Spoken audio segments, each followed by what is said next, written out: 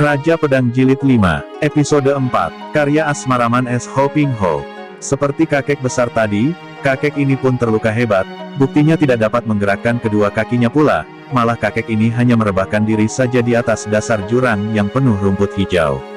Sekarang mengertilah Beng San bahwa dua orang kakek aneh ini saling bicara dari tempat masing-masing, yaitu yang seorang di dasar jurang sebelah kiri jalan sedangkan yang kedua di dasar jurang sebelah kanan jalan.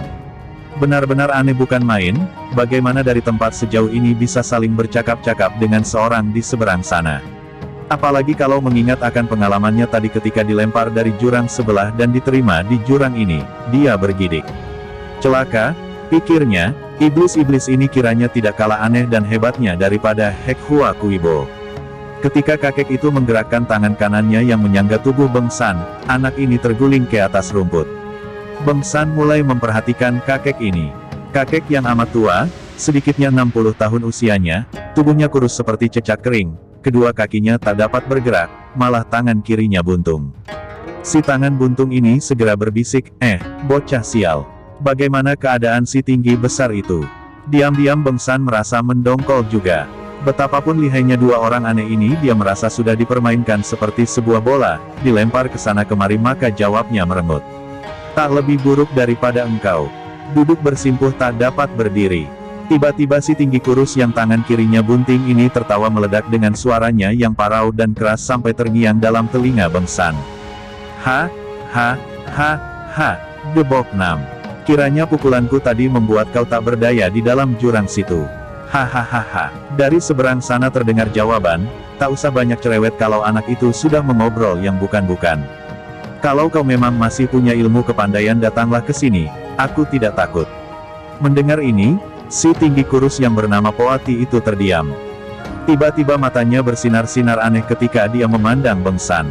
Bagus, katanya perlahan, matanya tidak pernah lepas dari tubuh Beng San, tulang dan darahmu cukup baik. Kau bisa menjadi penguji dan penentu kalah menang antara aku dan Debok Nam. Setelah berkata demikian dia berteriak lagi. Hei! Orang Side, seorang gagah tidak perlu berpura-pura. Kau terluka tak dapat keluar dari jurang. Aku pun demikian, akan tetapi kita masih seri, belum ada yang kalah atau menang. Sekarang ada saksi bocah tolol ini. Mari kita adu kepandaian melalui bocah ini. Dari sana sampai lama baru terdengar jawaban yang merupakan pertanyaan, apa maksudmu? Kau tolol seperti bocah ini.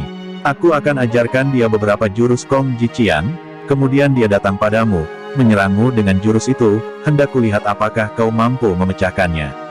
Demikian pula kau boleh turunkan Pat Hong Qiang, ilmu cakar bebek itu kepadanya, hendak kupecahkan.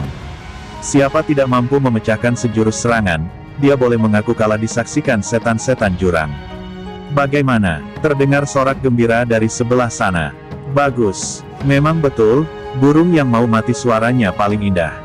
Kau pun yang sudah hampir mampu ternyata mampu mengeluarkan kata-kata bagus. Hayo lekas, kau turunkan ilmu Kong Ji Qiang cakar ayam itu. Beng San yang mendengar ini pula tentu saja dapat menangkap maksud mereka.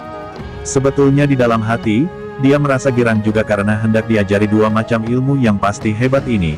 Akan tetapi karena sebetulnya keinginannya belajar silat hanya karena marah kepada mereka yang sudah menghinanya, maka keinginan itu tidak berapa besar. Sekarang dalam keadaan marah kepada dua orang kakek yang mempermainkannya seperti bola dan sekarang hendak menggunakan dia untuk bertempur, dia menjadi makin dongkol lalu berkata keras. Aku tidak sudi mempelajari ilmu cakar bebek dan cakar ayam. Setelah berkata demikian, dia hendak keluar dari jurang itu, mendaki tebingnya yang licin oleh rumput basah.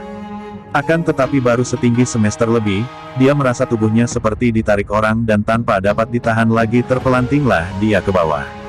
Ia menoleh, tidak melihat ada orang di dekatnya kecuali kakek buntung yang masih rebah miring tapi jatuhnya 4-5 meter dari tempatnya. Ia mendaki lagi, kembali terpelanting malah lebih keras dari tadi. 3-4 kali dia terpelanting tanpa mengetahui sebabnya. Kakek itu tertawa mengejek dan makin panas hati Beng San.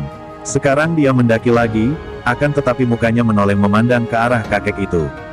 Sampai hampir 2 meter dia memanjat dan terlihatlah kakek itu menggerakkan tangan kanannya ke arahnya dan, dia tertarik lalu terpelanting ke bawah.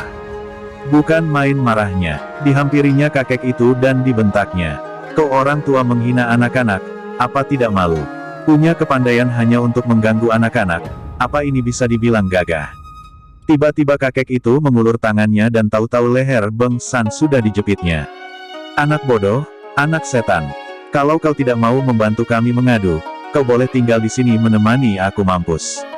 Beng San anak yang cerdik akan tetapi dia pun bandel bukan main. Diancam mati anak ini tidak takut malah menantang, kakek Bao, kau mau bikin mampus aku? Mau bunuh boleh bunuh, kalau kalian ini dua orang kakek Bao tidak takut mampus, apakah aku pun takut mati? Kau sudah tua tidak mencari jalan terang, tua-tua mau memupuk dosa, rasakan saja nanti di neraka jahanam. Oati tercengang dan cengkeramannya pada leher anak itu mengendur. Matanya terbelalak kaget dan heran. Apa, kau anak masih begini kecil tidak takut mati?